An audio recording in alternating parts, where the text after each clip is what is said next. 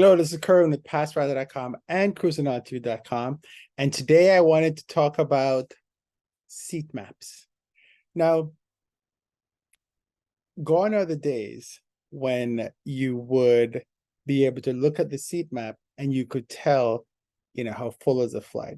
Now, this goes both for revenue travel and non-revenue travels, because we would look at the seat map and go, oh, this flight is not too full, so we may be able to get on. But nowadays, that's not the case. Few reasons why this is the case.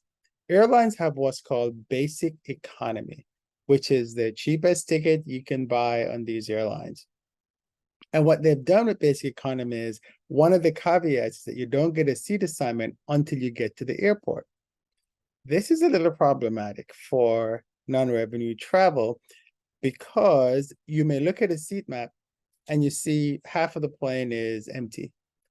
And then you get to the airport and it's all full. And it's because people get assigned seats when they're on these discounted tickets, they get assigned seats at the airport. So as they check in is when they get a seat assignment. Some airlines even give you the seat assignments at the gate. So you get to the gate and you see this big standby list, and it's a standby list of revenue customers, but they don't have any seat assignments because the basic economy for that particular airline says you will get a seat when you're at the gate. And so what will happen is that you hear the airline will say, hey, will the following passengers please come up and see the agent or check your online app or something like that. That means that they're assigning seats to these passengers. So as a non-revenue passenger, the only time that the seat map really says anything is when the flight has departed. Because even when you look at the seat map, you may see the entire seat map is blocked and they're still assigning seats because some agents, they will block the entire seat map. And so you can't see any seats that are open. So you don't know if the flight is open. The only way really for you to know how booked the flight is to look at what's called the loads. And if you're an airline employee, you can look at the loads for that particular airline.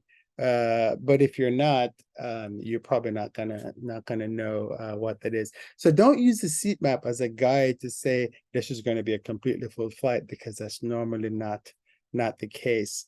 I'll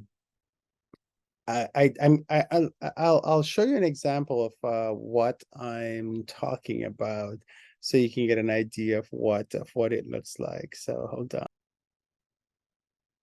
Okay, so let me share my screen. Share screen.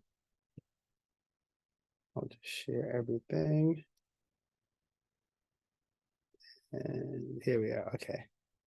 So it already says Houston, Salt Lake City. So let's do that one on the 30th. And I'm using delta.com as the example. Okay. So once this loads, you're going to see that the airline has something says, he says details and it says seat, details and seats. So if you look at seats, what it's actually showing you is an actual seat map of the seats that have been assigned for that flight. Doesn't mean it's empty. So for example, this particular seat, none of the first class seats are assigned.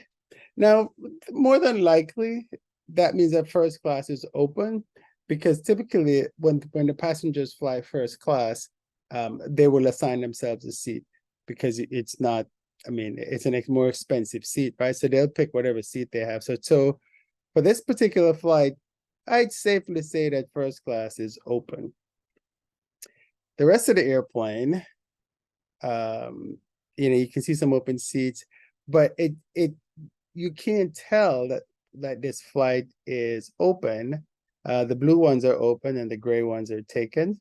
You can't really tell that this flight is open because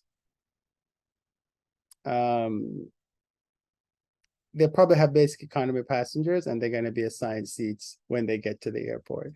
Now let's do something. Let's try changing. Let's see, can I change it on this one? No, oh, let's go back. Let's change our search and we'll do tomorrow. So tomorrow is the 27th. I mean, we could do today, but I think all the flights may already be gone. But today, so let's see if we can do today.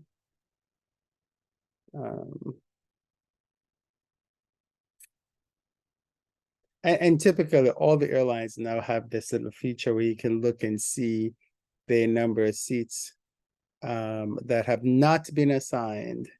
They're open, but doesn't mean, yeah, the flight's already gone. So let's go tomorrow.